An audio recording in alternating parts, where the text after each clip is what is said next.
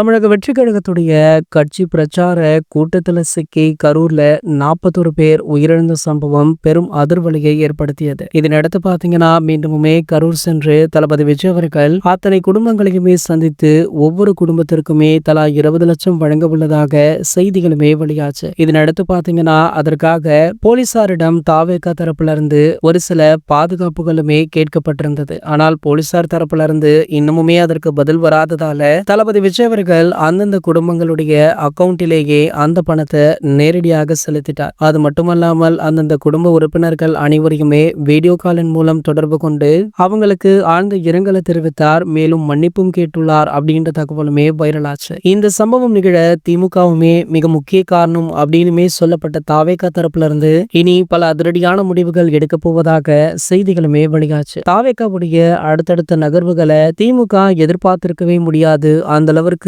அதிரடியாக இருக்கும் அப்படின்னு தாவேகா தரப்புல இருந்து அறிவிப்புமே வெளியாச்சு. இதனடுத்து பாத்தீங்கன்னா தற்போது தாவேகா கட்சியில தளபதி விஜய் அவர்களுடைய மனைவியான சங்கீதா விஜய் இணைந்துள்ளதாக செய்திகளுமே வெளியாக இருந்தது. கடந்த 2 வருடங்களுக்கு மேலாக சங்கீதா விஜய் அவர்கள் தளபதி விஜய் அவர்களுடன் இல்லை அப்படின்ற வதந்தி சமூக வலைதளங்கள்ல பரவினாலுமே அதனை அடுத்து அவருடைய தரப்புல இருந்து நாங்கள் இருவரும் ஒன்றாக தான் இணைந்து வாடுறோம் அப்படின்னு சொல்லப்பட்டது. இதனடுத்து தற்போது தாவேகா கட்சியில சங்கீதா இணைந்திருப்பது திமுக தரப்பிற்கு ஒரு மிகப்பெரிய அதிர்ச்சியுமே ஏற்படுத்தியிருக்கு. இது போன்ற செய்திகளை பற்றி நீங்க உடனே தெரிஞ்சுக்க நம்ம சேனலை மறக்காம சப்ஸ்கிரைப் பண்ணிக்கோங்க.